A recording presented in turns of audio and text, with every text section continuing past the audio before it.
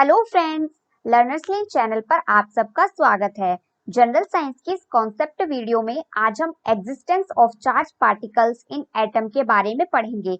मतलब आज हम समझेंगे कि किस तरीके से हमें एटम के अंदर, एक परमाणु के अंदर चार्ज पार्टिकल्स प्रेजेंट है, इसके बारे में पता चला। फ्रेंड्स, पहले एटम को एक अविभाज्य कण माना जाता था। मतलब ऐसा माना जाता था कि इस जो एटम होता है इसको फर्दर डिवाइड नहीं किया जा सकता। फिर कुछ कुछ एक्सपेरिमेंट किए गए, हम उसके बारे में भी आज समझेंगे। फिर उन एक्सपेरिमेंट से हमें पता चला कि जो एटम है वो एक विभाजित कण है, मतलब उसके अंदर भी कुछ चार्ज पार्टिकल्स प्रेजेंट है। जो हम आज इलेक्ट्रॉन, प्रोटॉन, न्यूट्रॉन की बात करते हैं वो एटम के वही चार्ज सब एटॉमिक पार्टिकल्स होते हैं। इसके बारे में हम आज की वीडियो में डिटेल में समझेंगे। तो आज हम सबसे पहले एटम का थोड़ा इंट्रोडक्शन पढ़ेंगे, मतलब एटम क्या होता है इसे समझेंगे।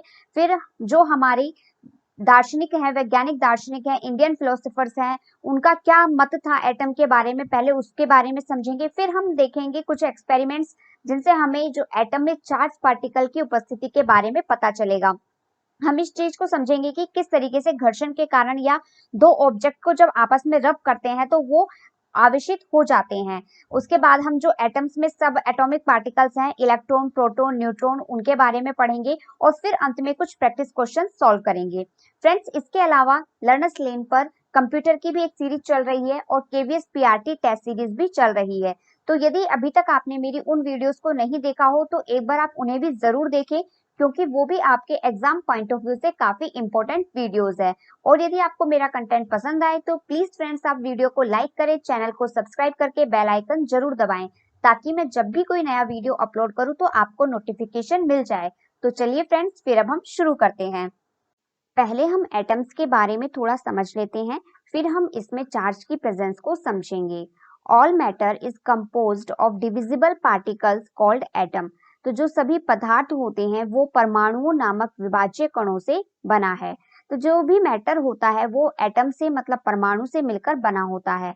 जब एटम्स के बारे में डिस्कवरी होना शुरू हुआ तो सबसे पहले ऐसा माना गया कि जो एटम होता है, परमाणु होता है, इसे आगे फर्दर डिवाइड नहीं किया जा सकता, मतलब और टुकड़े नहीं किए जा सकते। इसे एक अविभाज्य कण माना गया। लेकिन अभी हम जानते हैं कि जो एटम्स होते हैं उनमें कुछ सब एटॉमिक पार्टिकल्स होते हैं, जिसके बारे में हम आज की वीडियो में डिटेल में समझेंगे। The atom is the basic building block for all matter in the universe.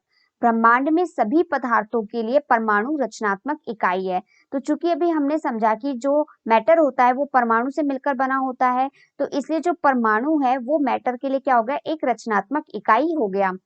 Matter is any substance that has mass यानी amount of matter and takes up space by having volume. तो जो matter होता है, पदार्थ होता है, ये कोई एक ऐसा सब्सटेंस होता है जिसका कुछ ना कुछ तो मास होता है और वो वॉल्यूम भी घेरता है। इसके कुछ एग्जाम्पल जैसे गोल्ड है, इरिडियम है, पीनट्स है, phone, rocket, stamp, laughing gas etcetera, ये सभी मैटर के एग्जाम्पल है।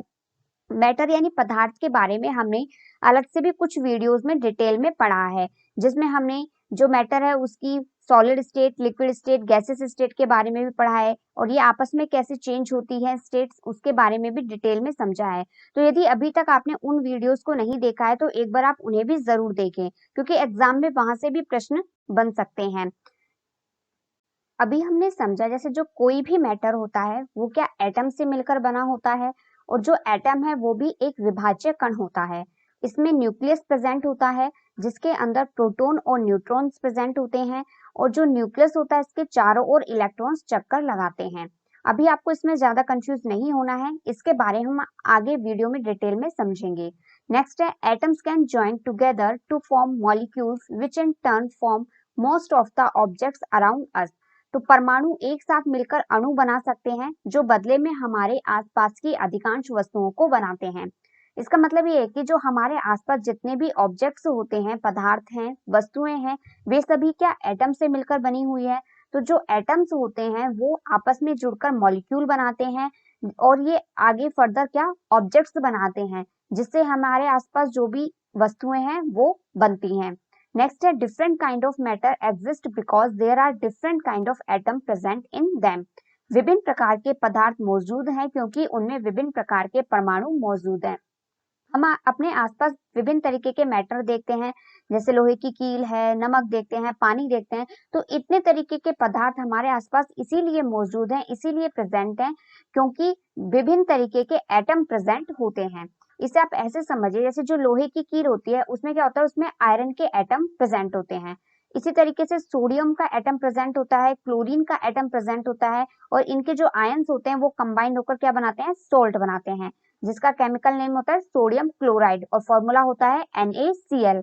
इसी तरीके से हाइड्रोजन का एटम प्रेजेंट होता है, ऑक्सीजन का एटम प्रेजेंट होता है, जो आपस में कंबाइन होकर क्या बनाते हैं, वाटर का मॉलिक्यूल बनाते हैं, जिसका केमिकल फॉर्मूला क्या है, H2O। नेक्स्ट हम पढ़ेंगे जो हमारे भारतीय दार्शनिक हैं, इंडियन फिलोसोफर्स हैं, उनका पदार्थ की विभाज्यता को लेकर क्या मत थे, क्या विचार थे। The idea of divisibility of matter was considered long back in India around 500 BC। तो लगभग 500 ईसा पूर्व ही जो हमारे भारतीय दार्शनिक थे, उन्होंने पदार्थ की विभाज्यता पर अपने मत या अपने विचार प्रस्तुत किए। An Indian philosopher Maharshi Kanad postulated that if we go on dividing matter पदार्थ we shall get smaller and smaller particles। तो जो भारतीय दार्शनिक थे महर्षि कनाद, उन्होंने कहा कि यदि हम पदार्थ को विभाजित करते हैं तो उससे हमें क्या छोटे छोटे पार्टिकल्स यानी छोटे छोटे कण प्राप्त होंगे। Ultimately stage will come when we shall come across the smallest particles beyond which further division will not be possible। और जब हम इस तरीके से किसी पदार्थ के छोटे छोटे टुकड़े करते हैं तो अल्टीमेटली एक ऐसी स्टेज आ जाएगी, हमें एक ऐसा लास्ट में पार्टिकल मिलेगा जिसे फर्दर डिवाइड करना पॉसिबल नहीं होगा। तो वो पार्टिकल जिसका आगे फर्दर डिवीजन पॉसिबल नहीं है, उस पार्टिकल को महर्षि कनाद ने नाम दिया परमाणु। नेक्स्ट है another Indian philosopher Pakudha Katyayana elaborated this doctrine and said that these particles normally exist in a combined state in the form of molecule, form which gives us various forms of matter। तो एक जो दूसरे Indian philosopher थे पकुधा कात्याम, उन्होंने इस सिद्धांत को थोड़ा और विस्तार से बताया और उन्होंने कहा कि ये पार्टिकल जिसे आगे फर्दर डिवाइड करना पॉसिबल नहीं है, जिसे परमाणु नाम दिया गया है, ये किस तरीके से एग्जिस्ट करेगा कि ये जो परमाणु होंगे ये आपस में कंबाइन करेंगे और क्या मॉलिक्यूल बना लेते हैं, और जो ये मॉलिक्यूल बनते हैं इन्हीं के कारण जो हमारे आसपास हमें विभिन्न तरीके के ऑब्जेक्ट्स होते हैं, मैटर होते हैं, ये देखने को मिलते हैं।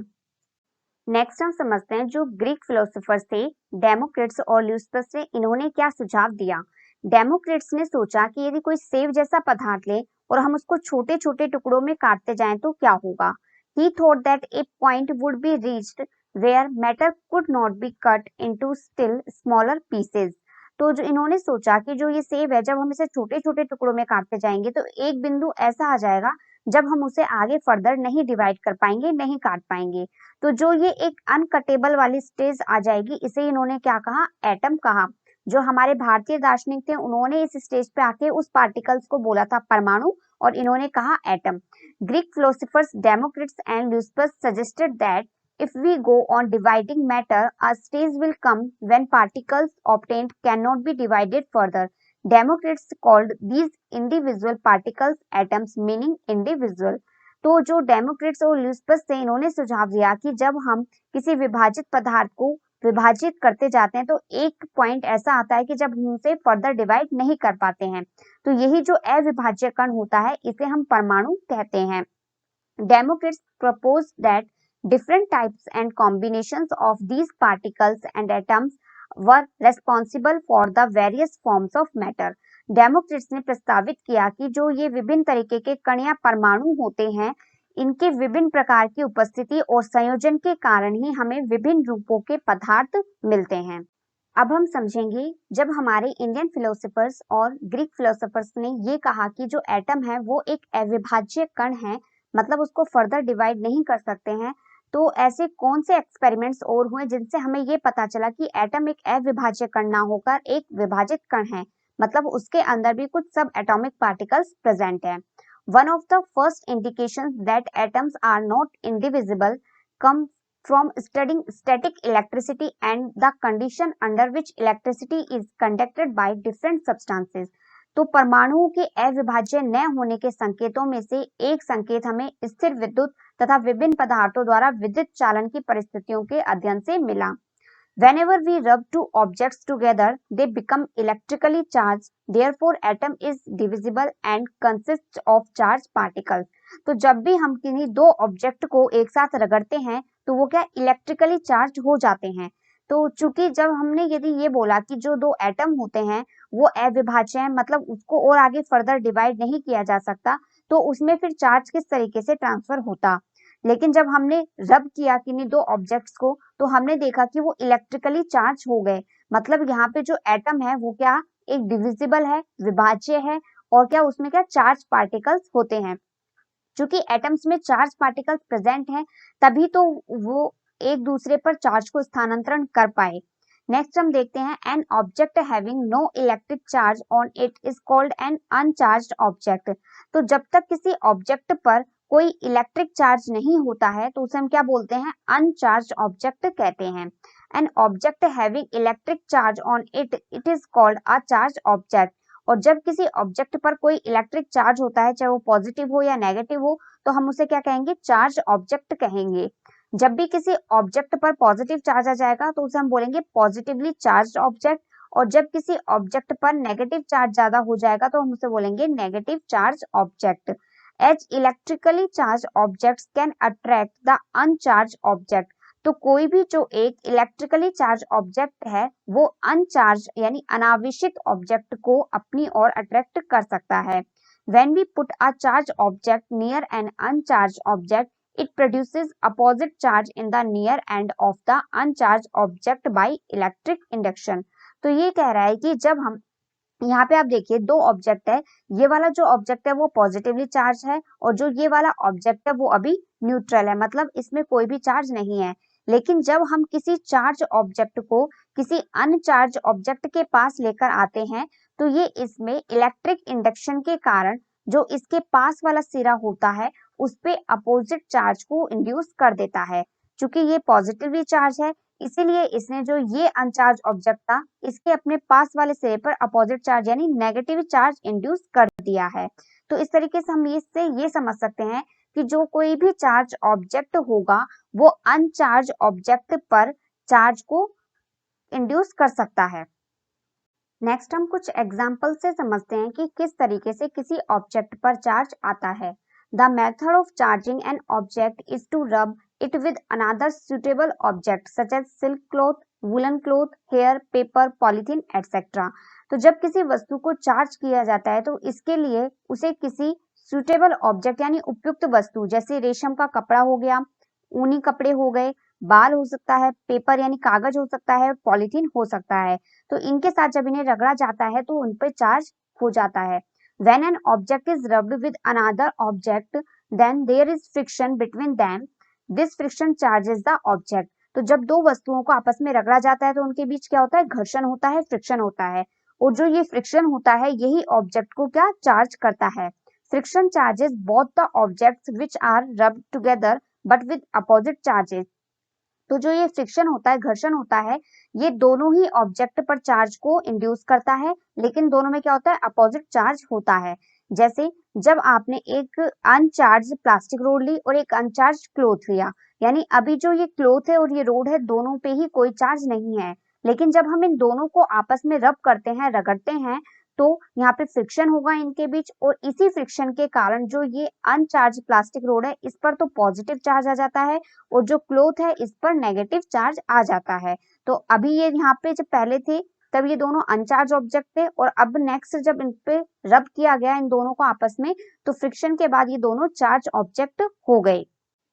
अभी तक हमने समझा कि जब हम कोई दो ऑब्जेक्ट को आपस में रगड़ रहे हैं तो उन पर चार्ज आ रहा है, लेकिन अब किस वस्तु पर पॉजिटिव आएगा, किस वस्तु पर नेगेटिव आएगा, इस चीज को हम समझेंगे।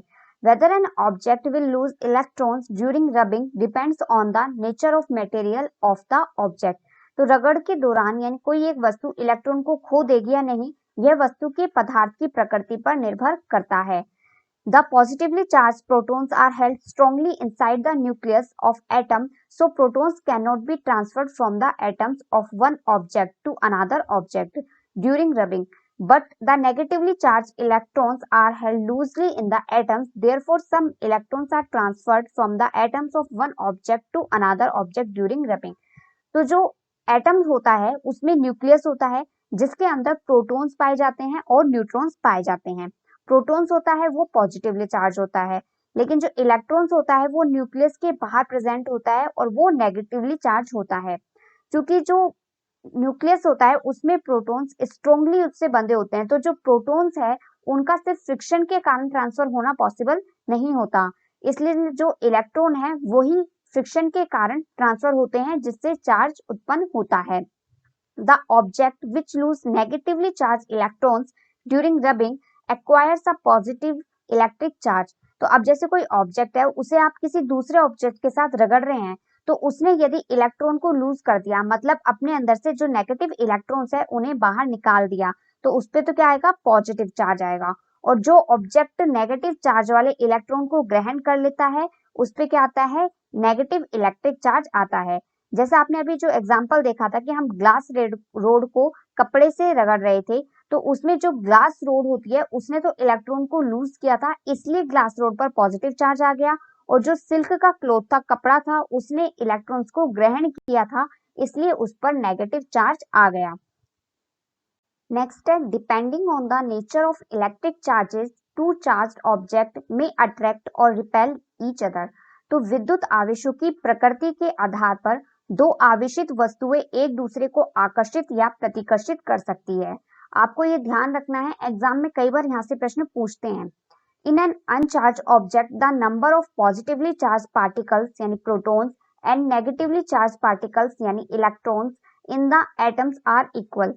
तो जो अनचार्ज ऑब्जेक्ट होता है यानी अनावेशित वस्तु होती है उसमें प्रोटॉन की और इलेक्ट्रॉन की संख्या बराबर होती है।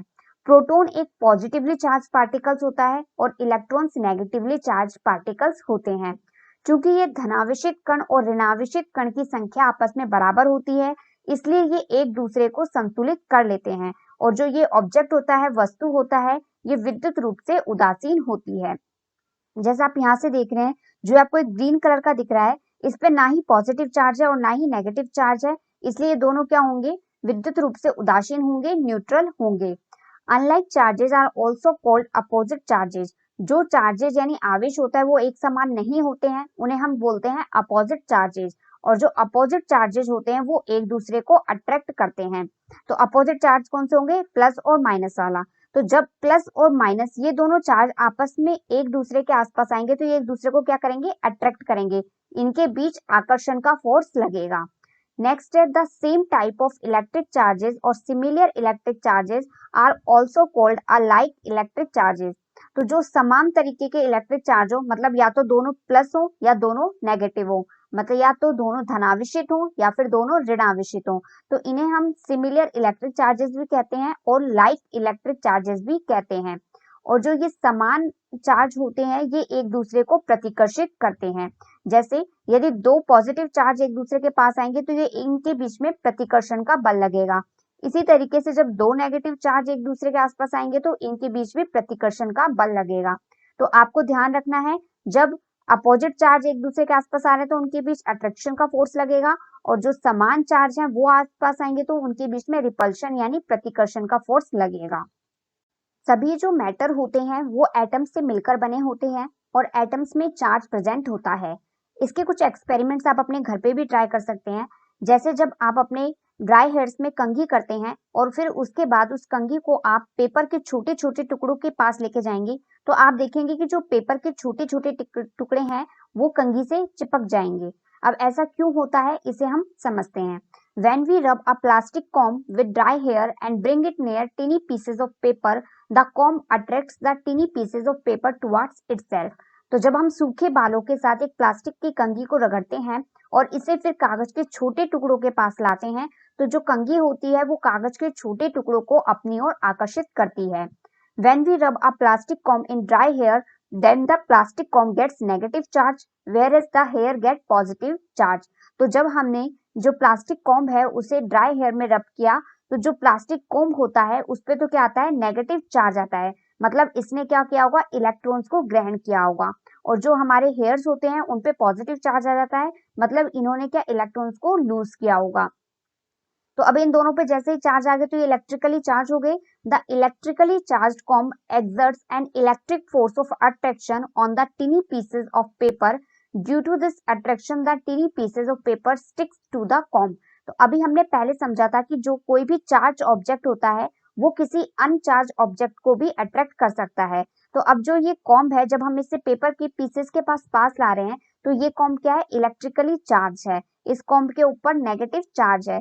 तो अब जब हम इसे पेपर पीसेस के पास लाते हैं तो ये इसके ऊपर भी एक आकर्षण बल लगाती है, जिसके कारण जो ये छोटे छोटे टुकड़े हैं वो कंघी से चिपक जाते हैं।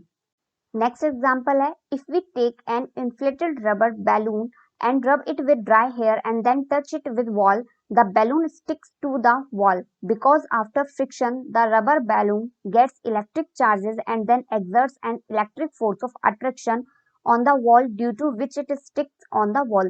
तो इसमें भी सेम तरीके से हुआ कि जब जो कोई फुलाया हुआ गुब्बारा था, हम इसे सूखे बालों से रगड़ते हैं और फिर उसके बाद हम इसे दीवार के पास ले जाते हैं तो ये दीवार से चिपक जाता है। तो ऐसा इसीलिए हुआ कि जब हमने इसे बालों पे रगड़ा तो घर्षण के कारण जो गुब्बारा है वो क्या इलेक्ट्रिकली चार्ज हो जाता है, विद्युत आवेशित हो जाता है और फिर ये दीवार पर क्या एक आकर्षण बल लगाता है, तो जिसके कारण ये दीवार पे चिपक जाता है। When we rub an inflated rubber balloon with dry hair, then the rubber balloon gets negative electric charge, whereas the hair gets positive charge. तो जो हम बैलून है उसे बाल के ऊपर रगड़ते हैं तो जो बैलून होता है उस पे तो क्या नेगेटिव चार्ज आ जाता है और जो हमारे हेयर्स होते हैं उस पे क्या पॉजिटिव चार्ज आ जाता है। नेक्स्ट एग्जाम्पल है, if we take a glass rod and bring it near some tiny pieces of paper, it will not have any effect on them. The glass rod is electrically neutral और uncharged, so it has no effect on the tiny pieces of paper. तो इसमें हमसे कह रहा है कि हम पहले क्या करते हैं, ग्लास रोड जो कि अभी तक न्यूट्रल है, उदासीन है, अनचार्ज है, इसे जब हम छोटे छोटे कागज के टुकड़ों के पास लेके आते हैं तो ये इसके ऊपर कोई भी अट्रैक्शन नहीं लगाती है। क्यों? क्योंकि अभी तक ये क्या है, अनचार्ज ऑब्जेक्ट है। If the glass rod is first rubbed with a piece of silk cloth and then brought near the teeny pieces of paper, then the glass rod attracts the teeny pieces of paper towards itself. When the glass rod is rubbed with the silk cloth, then it gets electric charge. The electrically charged glass rod exerts a force on the tiny pieces of paper and hence attracts them. तो जब तक हमने glass rod को रब नहीं किया था, वो न्यूट्रल था, तब तक उसने जो छोटे छोटे कागज के पीसेस होते हैं उस पर कोई अट्रैक्शन नहीं शो किया था। लेकिन जब हमने ग्लास रोड को एक सिल्क क्लॉथ से रब किया, उससे रगड़ा, तो जो हमारी ग्लास रोड थी उस पर पॉजिटिव चार्ज आ गया और जो सिल्क क्लॉथ था उस पर नेगेटिव चार्ज आ गया। अब जो ये चार्ज ऑब्जेक्ट है, जब हम इसे छोटे छोटे कागज के टुकड़ों के पास लेके आते हैं तो ये जो चार्ज ऑब्जेक्ट है तो इस पर क्या लगाएगा, फोर्स ऑफ अट्रैक्शन लगाएगा, जिससे जो ये छोटे छोटे कागज के पीस है वो इससे चिपकने लगेंगे। The electric charge acquired by a glass rod is positive charge, whereas the silk cloth gets a negative charge. A glass rod rubbed with a silk acquires the ability to attract small uncharged pieces of paper. तो इसमें कहना चाह रहा है कि जो glass rod था, जब तक वो अनचार्ज ऑब्जेक्ट था तब तक तो उसने इन पीसेस पर किसी तरीके का अट्रैक्शन नहीं लगाया, लेकिन जैसे ही इसे सिल्क क्लॉथ से रब कर दिया गया तो इस ग्लास रोड के पास ये चार्ज हो गया और अब इसके पास इतनी एबिलिटी आ गई कि ये जो पीसेस हैं, कागज के छोटे छोटे टुकड़े हैं, इन्हें ये अट्रैक्ट कर सकता है। इसमें आपको एक इम्पोर्टेंट पॉइंट याद रखना है, a metal rod held in hand and rubbed with wool will not show any sign of being charged. However, if a metal rod with a wooden or plastic handle is rubbed without touching its metal part, it shows sign of charging. तो इसमें ये कहना चाह रहा है कि आपके पास दो मेटल रोड है। एक मेटल रोड ऐसी है जिसमें कोई भी प्लास्टिक का या फिर वुड का हैंडल नहीं लगा हुआ है और दूसरी मेटल रोड ऐसी है जिसमें एक तरफ प्लास्टिक का या वुड का हैंडल लगा हुआ है। तो इन दोनों केसेस में जब हम इसे ऊन के साथ रब करते हैं तो उस समय किसमें हमें चार्ज होने का संकेत दिखाई देगा और किसमें नहीं दिखाई देगा। तो जो ये वाली मेटल रोड होगी, इसको हम हाथ से टच करते हुए, जिसमें कोई हैंडल नहीं लगा हुआ है, इसे ऊन के साथ रगड़ते हैं तो इसमें चार्ज होने का कोई संकेत नहीं दिखाई देता। जबकि ये वाली मेटल रोड जिसमें लकड़ी का या फिर प्लास्टिक का हैंडल लगा हुआ है, जब हम इसे यहाँ से इस हैंडल से पकड़ते हैं और फिर इसे छड़ को हम ऊन के साथ रगड़ते हैं तो इसमें चार्ज होने के संकेत दिखाई देते हैं। अब ऐसा क्यों होता है, इसे हम यहाँ पे समझते हैं। तो जब भी हम जो ऊन है उसको धातु की छड़ से रगड़ते हैं तो दोनों के बीच में फ्रिक्शन होगा, घर्षण होगा और उसी घर्षण के कारण ये जो दोनों ऑब्जेक्ट हैं वो आवेशित हो जाते हैं। यहाँ पे जो ऊन होती है ये तो धनात्मक आवेश ग्रहण करती है क्योंकि इलेक्ट्रॉन को लूज करती है, जबकि जो धातु की छड़ होती है ये इलेक्ट्रॉन को आकर्षित करती है, तो ये इलेक्ट्रॉन ग्रहण करती है, इसलिए इन पे क्या आता है, ऋणात्मक आवेश आता है। अब हमारे पास यहाँ पे पहला केस है, जब हम इसे यहाँ पे मेटल रोड है जो ये, इसमें हैंडल नहीं लगा हुआ है और फिर हम इसे ऊन के साथ रगड़ रहे हैं, तो इसमें क्या होगा कि जब जो हमारा हाथ है वो इस मेटल रोड से डायरेक्ट टच हो रहा होगा, और हम जानते हैं कि जो मानव शरीर होता है वो एक अच्छा गुड कंडक्टर होता है, इसलिए जब यहाँ पे इस मेटल रोड पे क्या चार्ज आ जाते हैं, तो ये जो इलेक्ट्रॉन होते हैं ये जो धातु की छड़ से हमारा जो हाथ छुआ होता है उससे हमारे शरीर में जाते हैं और फिर वो जमीन में चले जाते हैं। तो क्योंकि जमीन में भी जो इलेक्ट्रॉनों को आकर्षित करने की क्षमता है वो उससे ज्यादा होती है, तो यहाँ पे जो चार्ज हुआ था ये मेटल रोड है जो घर्षण के कारण, ऊन के साथ घर्षण के कारण चार्ज हुआ था, वो डायरेक्ट हमारे हाथ से टच में था, और जो कि ह्यूमन बॉडी होती है वो गुड कंडक्टर होती है, तो इसीलिए यहाँ से जो चार्ज होता है वो मानव शरीर से होता हुआ नीचे अर्थ में चला जाता है, तो इसलिए जो ये मेटल रोड है हमें चार्ज नहीं लगती है। लेकिन जब हम इस मेटल रोड को हैंडल से पकड़ते हैं जो कि लकड़ी का होता है या फिर प्लास्टिक का होता है, तो इसमें क्या होता है कि जब हमने इसको हैंडल से पकड़ा है तो जो हमारा शरीर है या हमारा हाथ है वो डायरेक्टली रोड को नहीं टच कर रहा होता, और जो लकड़ी होती है या प्लास्टिक होती है ये बिजली के अच्छे संवाहक नहीं होते हैं, मतलब ये बिजली का चालन नहीं करते हैं या फिर चार्ज को ट्रांसफर नहीं करेंगे। तो इस केस में क्या होगा, जब हम इसे हैंडल से पकड़ रहे हैं तो हमारा जो बॉडी का वो डायरेक्ट कांटेक्ट है वो छड़ के साथ नहीं होगा, इसलिए वो चार्ज है वो यहाँ पे रहेगा और हमें चार्ज होने का संकेत दिखाई देता है। हमने अभी 3 एग्जाम्पल्स के बारे में देखा, एक तो कॉम्ब का, ग्लास रोड का और रबर बैलून का। तो ये जो तीनों ही हैं ये किससे, मैटर हैं, और ये मैटर किससे बने होते हैं, एटम से मिलकर बने होते हैं। Experiment shows that there must be some charge particles present in the matter and hence in the atom.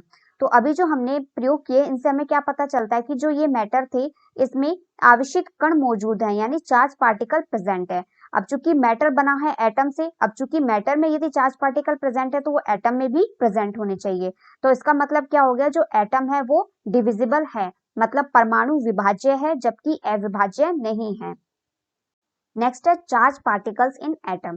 तो अभी तक हम ये समझ चुके हैं कि जो एटम है वो उनमें आवेशित कण मौजूद होते हैं।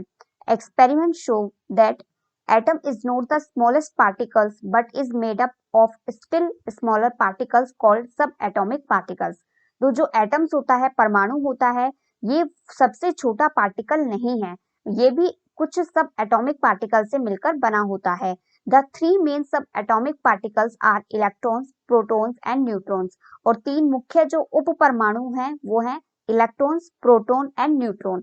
तो ये जो सब एटॉमिक पार्टिकल्स हैं, इलेक्ट्रॉन्स, प्रोटॉन्स और न्यूट्रॉन्स, इनमें से हम इनके कुछ इंपॉर्टेंट पॉइंट्स पढ़ेंगे जहां से एग्जाम में प्रश्न आ सकता है। तो सबसे पहले जो इलेक्ट्रॉन है इसको डिस्कवर्ड किया था जे थॉमसन ने, और उस एक्सपेरिमेंट का नाम था कैथोड रे ट्यूब एक्सपेरिमेंट। इसके अलावा इलेक्ट्रॉन पर नेगेटिव चार्ज होता है। नेक्स्ट है न्यूट्रॉन, इसको डिस्कवर्ड किया था जेम्स चैडविक ने, और इस पर कोई चार्ज नहीं होता है, और जो इसका मास होता है वो लगभग प्रोटॉन के बराबर होता है। और जो न्यूट्रॉन्स होते हैं ये सभी एटम्स के न्यूक्लियस में प्रेजेंट होते हैं, केवल हाइड्रोजन में प्रेजेंट नहीं होता है। तो जहां पे जो एक्सेप्शन होता है उसे आपको ध्यान से याद रखना है, जो हाइड्रोजन एटम होता है इसके न्यूक्लियस में न्यूट्रॉन्स प्रेजेंट नहीं होते हैं। नेक्स्ट सब एटॉमिक पार्टिकल है प्रोटॉन। इसके बारे में जनरली ये कंफ्यूजन रहती है कि इसकी डिस्कवरी गोल्डस्टीन ने की थी या फिर रदरफोर्ड ने की थी। जो गोल्डस्टीन थे इन्होंने सन 1886 में एक्सपेरिमेंट किया था जिसे हम कैनाल रे एक्सपेरिमेंट या कैथोड रे एक्सपेरिमेंट कहते हैं। इसमें इन्होंने ये पॉजिटिवली चार्ज रेज है इसकी उपस्थिति का पता लगाया था, लेकिन जो वर्ड है प्रोटॉन ये रदरफोर्ड ने ही दिया था जब उन्होंने गोल्ड फॉइल एक्सपेरिमेंट किया था।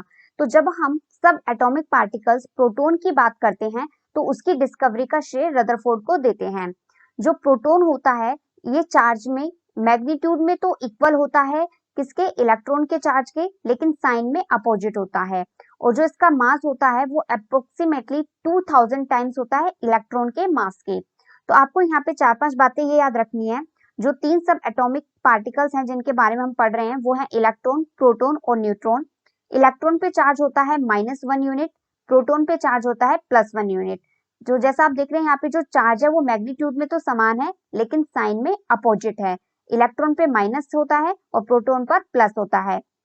यदि कूलाम्ब में देखें तो इलेक्ट्रॉन पे चार्ज होता है -1.0 602 इंटू 10 की पावर -19 कूलम्ब, और जबकि प्रोटॉन पे चार्ज होता है 1.602 इंटू 10 की पावर -19 कूलम्ब।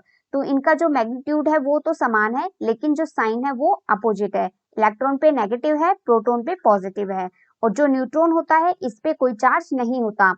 इसके अलावा जो इलेक्ट्रॉन है इसका मास होता है 9.11 इंटू 10 की पावर -31 किलोग्राम, और जो प्रोटॉन और न्यूट्रॉन होता है इनका जो मास होता है वो लगभग समान होता है। ये यहाँ पे इलेक्ट्रॉन का सिंबल है, इसे प्रोटॉन का सिंबल कहते हैं और इसे न्यूट्रॉन का सिंबल कहते हैं। अब हम एटम में इनकी लोकेशन को समझते हैं। जो एटम होता है उसमें एक न्यूक्लियस प्रेजेंट होता है जिसके अंदर प्रोटॉन और न्यूट्रॉन्स प्रेजेंट होते हैं। यानी न्यूक्लियस के अंदर तो क्या क्या प्रेजेंट है, प्रोटॉन है और न्यूट्रॉन है। और जो ये न्यूक्लियस होता है इसके चारों ओर इलेक्ट्रॉन चक्कर लगाते हैं ऑर्बिटल्स में। तो जो इलेक्ट्रॉन्स होते हैं ये न्यूक्लियस के बाहर प्रेजेंट होते हैं जो कि ऑर्बिटल्स में चक्कर लगाते हैं।